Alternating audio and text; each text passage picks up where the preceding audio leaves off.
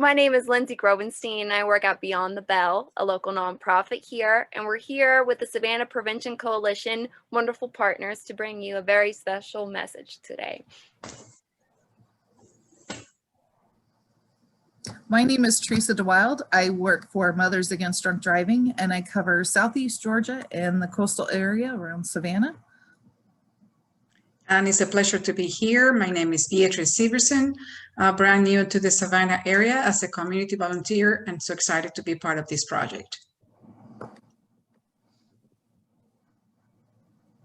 So today we're going to go over Red Ribbon Week, and a few of the objectives is why Red Ribbon Week? Why are we celebrating this? We're going to discuss the effects of substance use on our health. We're going to discuss the value of saying no to drugs, and we're going to discuss tools for engaging in healthy choices.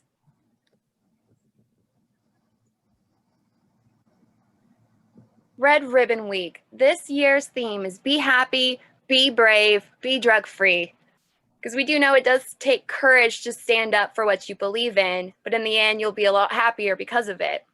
So Red Ribbon Week, we've been celebrating this every year. This is not the first time you've heard about it. Red Ribbon's been going on since 1985, actually, and it was started in memory of DEA agent, Drug Enforcement Administration, Kiki. Kiki was killed in the line of duty, and in his memory, the tradition of red ribbon started as a symbol of intolerance towards drug use. So communities all over America put up red ribbons in memory of Kiki to say no to drugs, because we want to be visible in our choices to say no. There will be situations where you feel pressure to make unhealthy choices like drug and alcohol use, and so that's why as a community we want to stand together to say no. We hope that this week encourages you to value your body, your mind, your health, your future. And we want those choices to reflect those values. So you're going to hear a lot during Red Ribbon Week about substance use and addictions. We're going to talk about what the two words mean. So the substance use refers to the use of alcohol or drugs and includes other things like cigarettes, illegal drugs, prescription drugs, inhalants, and solvents. Now, addiction is clinically referred to as a substance use disorder. It's a complex disease that affects the brain, the body, and makes you compulsory, like you have this impulse to just want more. A substance abuse problem or addiction will occur when using drugs or alcohol that could cause harm to you or other people.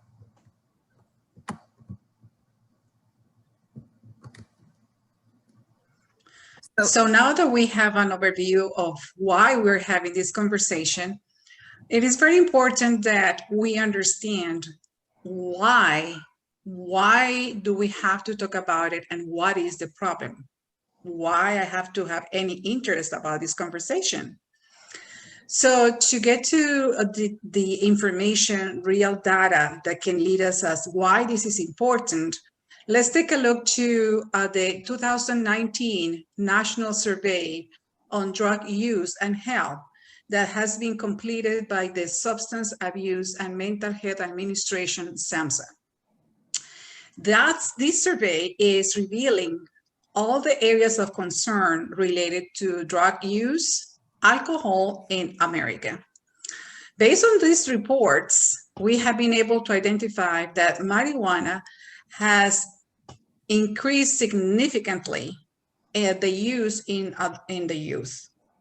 As well as we have been able to identify that misuse of prescription pain reliever is still a public health issue because it's leading the young population to addiction to the opioids. Alcohol use has not decreased significantly. It's kind of it's cool status, but nevertheless, it's leading our youth to risky behaviors, and we have to pay attention to it. Also, these studies are very scientifically demonstrating that the use of substance abuses and is very associated deeply to the development of severe mental illness, such as depression, in all ages, and therefore it is increasing the cases of suicidal events. So this is basically definitely very important to take in consideration. Next slide. So this is the data. The data really sustains what we have just mentioned. Look at the first row, blue line that is related to the marijuana use. We had seen that it's a significant increase, more than 15.9% higher in comparison to 2018. Next slide.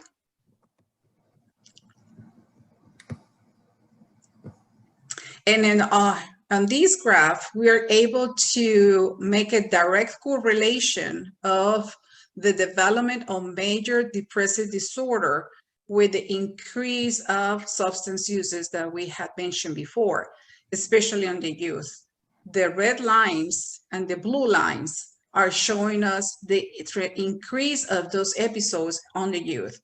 And nevertheless, let's take a look also to the next slide. And that is going to be a direct correlation of the increase of depression with suicidal thoughts, plans, and attempts in the young population. So it is a fact. That's why it's important to have this conversation. So the first drug that we're going to talk about is marijuana, often known as pot, grass, or weed, among many other nicknames. Marijuana is a plant, the cannabis sativa strand, although we do have to mention that it is genetically engineered as well. So that's why there are so many different strands. So it's not quite as natural as we tend to think it is, because they do modify it. The main active chemical in marijuana is THC, and this is the one thing in marijuana that makes you high. And again, with the chemical engineering, the THC today is much, much higher than it used to be back in the 60s. So again, it's not just a plant. They do a lot more with it. And again, like Ms. Beatrice pointed out, marijuana use has increased among adolescents as it's becoming legal in some states. It's still illegal for anyone under 21 to be using it, because again, as we'll see, there's a lot of correlation between mental health and drug use, especially as you are growing and getting older, but as you're developing, to keep these kind of things in mind. Next slide. So marijuana, how does it work? Once it's smoked or ingested, the THC goes into your bloodstream, travels all the way up to your brain. And from there, your brain has accepted the marijuana, which is sending it this fake signal to make it relax. So often people who use marijuana report feeling relaxed, a little happiness, their senses are a little bit off, and they have an increased appetite. But sometimes it can make you really paranoid, really anxious or afraid as well, because again, it's sending these signals to your brain. So the negative short-term effects of marijuana include disrupted learning and problem solving, or learning and memory, difficulty with thinking and problem solving, which is a problem if you're in school, right? Distorted perception, loss of motor coordination, and increases your heart rate. And again, like I said, it causes anxiety. So again, what is the harm with marijuana? Contrary to popular belief, marijuana is addictive. Being addicted just means that you need it to help you feel normal. So if you need marijuana to calm you down, to make you feel stressed, you are experiencing addiction. It affects your mind because you prioritize wanting to do that above anything else. So without it, you're going to feel anxious, you're going to feel restless, irritable, and grumpy without it. And that's how you're withdrawing. Maybe not with alcohol, people withdraw extremely with their body. With marijuana, it is going to be more cognitive. But a lot of people, they can't sleep and they can't eat without it. Marijuana will also serve as a gateway to more serious drug use because you're constantly trying to chase that high. And again, like we saw, the earlier use of marijuana is directly related to higher risk of development of depression, suicide, and serious mental illness. A growing number of studies indicate that marijuana exposure during development can cause long-term adverse changes in the brain. Because you are developing, you are a lot more vulnerable to the risks of the way the drug affects you. Okay, so we've had a little bit of insight on how we're getting our information. You've learned about marijuana. Let's talk about opioids. It's a new thing that seems to be coming out. It's really into the news nowadays. There's a lot of people that are dying from opioid deaths. So opioids can be prescribed medications. They're often called painkillers, but they also can be illegal drugs like heroin or fentanyl. Prescription opioids are used to help block the pain sensors in the brain. So when your body is feeling pain, you take the pain medication and it shuts that pain sensor off in your brain. And when it's used correctly by your doctor or by your healthcare provider, it can actually be very helpful. But it's when people start misusing the medication that's when it becomes an issue. Your body also, your brain will also give you those feel-good emotions. You have that chemical in your brain that does that. Well, opioids actually interfere with that as well, and it'll give you that feel-good feeling even when you're in pain. And a lot of people that get addicted to opioids or pain medication, that's what they're trying to chase over and over again, is that good feeling. Your body will also go through withdrawals. Like you'll start to feel sad, you'll get upset, you'll get angry if you don't have this medication, and then that's where the addiction comes into also. And the mimicking of that chemical in your brain is what opioids goes after. And it's not just the ones that you can get from your doctor, but the ones that are illegal as well. So you have to be really careful with those. And that's why you don't take other people's medication either. So a lot of people wonder why it would cause any harm. You know, it's something that you got from your doctor, right? Well, like I said before, if you're taking it the way that you should be, the way that the doctor says, you shouldn't have any issues. But it's when people start taking more of the medication to get that happy feeling, or the pain just doesn't seem to ever go away, that's when it becomes a problem. Always make sure that you're taking your medication the way you're supposed to, and never take anybody else's medicine from them. There's a lot of bad side effects with medication other than addiction that can cause some serious harm. You want to make sure that if you do have somebody in your family that is taking those medications, that you need to watch them very closely to make sure that they're not taking too much as well. Opioids have a tendency to, it's considered a downer is what they list it as. And what it does is it slows your heart rate, lowers your blood pressure, and it can also make you quit breathing. Like your lungs won't work as well. You can't seem to catch your breath enough. And your body needs that oxygen, obviously, to survive. So we don't want to try and, get rid of that at all. Okay, so again, we've talked about marijuana, opioids, and now we're going to talk about alcohol.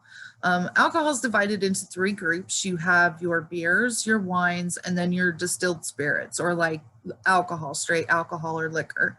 A lot of people drink alcohol when they go out. They socialize, they use it to kind of unwind at the end of the day, maybe celebrate an event in their life.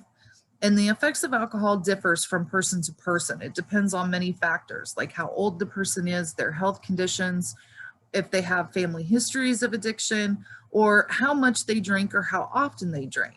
When alcohol gets into your system, it automatically starts getting into your bloodstream as soon as you take that first drink. It gets into your system very, very quickly. And you can usually appear under the influence within 10 minutes of the first drink that you take. When you do drink, your alcohol level in your bloodstream is what gives us your blood alcohol content. That's how people determine if they are past that point of sobriety or not. Once you start introducing alcohol into your system, it also, again, just like any other drug that you introduce, it's going to affect everything in your body, including your brain. So some of the side effects that come with alcohol, you have your lower inhibitions. For instance, you might say things that you normally wouldn't say, do things that you normally wouldn't do, because your judgment process has been kind of shut off during that whole time frame. You don't have that longevity look. You know, if I stick my hand on a burner, it's going to hurt. When you're under the influence of alcohol, you know that it hurts, but it's going to take you longer to take your hand off that burner. It'll also give you really bad mood swings. Your judgment's going to be off, loss of coordination. If you have too much alcohol, or if you are drinking it for the first time and you don't know how your body processes it, it could cause you to pass out. You have the lowered heart rate, the lower breathing, and it could cause you to die as well from overdose. There's a strict limit of 21 on drinking, because all the scientific studies have shown that our brains actually do not stop developing until our mid-20s. So the earlier that you introduce alcohol into your body, the more damage that can be done in the long run. A lot of times youth, especially teenagers, will think that they can drink a lot more than what their bodies can actually handle. They don't know when to stop, so they tend to overdo it.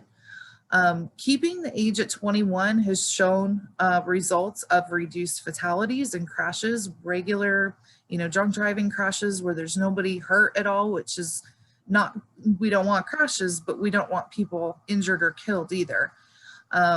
It also affects the brain, like I had said before. So by waiting to introduce alcohol into your system until you're 21 is better for you all around. Excessive drinking amongst youth will cause over 3,500 instances of death just because of alcohol-related incidents. And these are not necessarily just the drunk driving fatalities. Let's see. Yeah, more people also suffer more injuries and death than all other illegal drugs combined. And it's because alcohol is more accessible to everybody.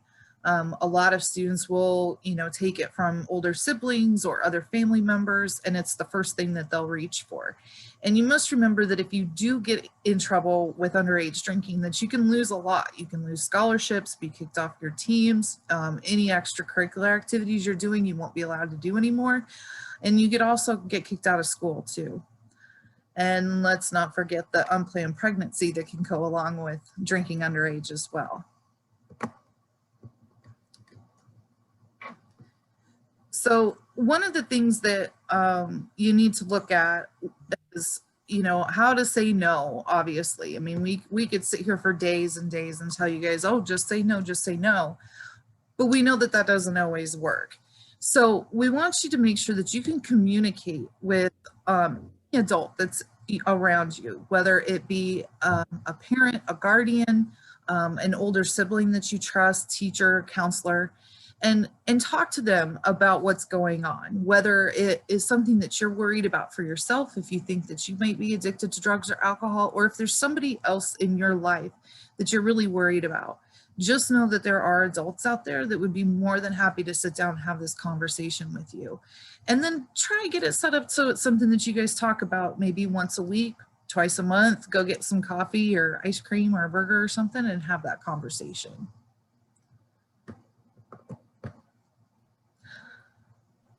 Always come up with ideas of things that you can do outside of doing drugs and alcohol. Get to know your friends as family as well.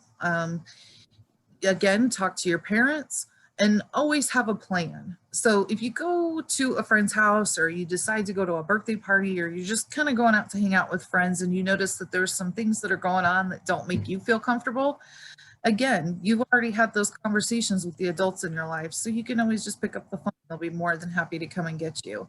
And always remember that the really great friends that you're going to have in life are not going to force you to do anything you don't want to do.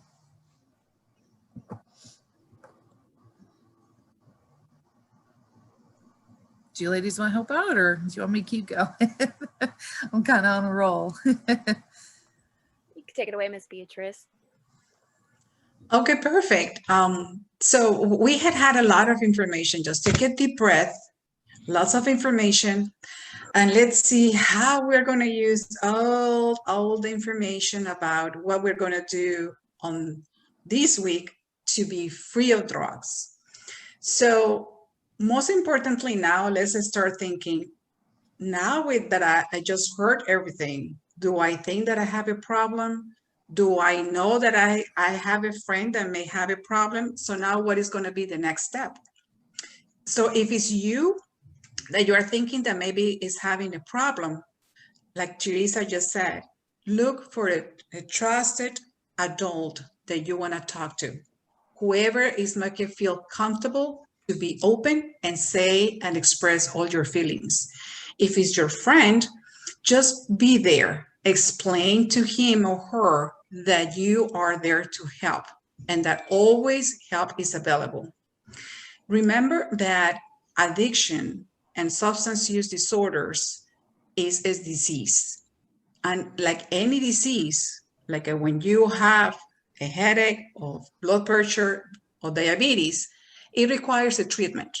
And it requires to make sure that everything is put in place to get you well. So it's the same process.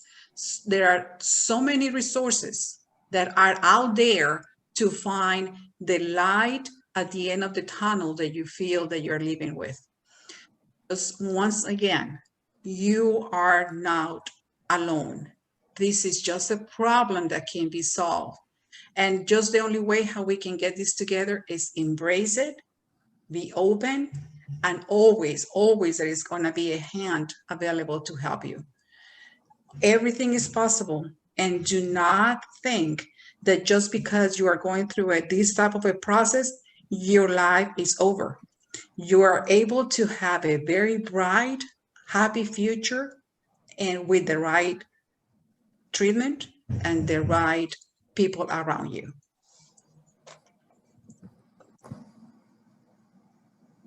Wow. Thank you all so much for your time and your attention. I know we did give you a lot of information, but it's all really important because we want you to be happy, be brave, be drug-free. It's going to take courage, but it will be worth it. If you do have any questions, you can email us at savannahprevention@gmail.com. We'll send that link to you. We're always available at the Savannah Prevention Coalition for you. And we just hope you have a wonderful day and a bright, healthy, happy future. Thank you, guys.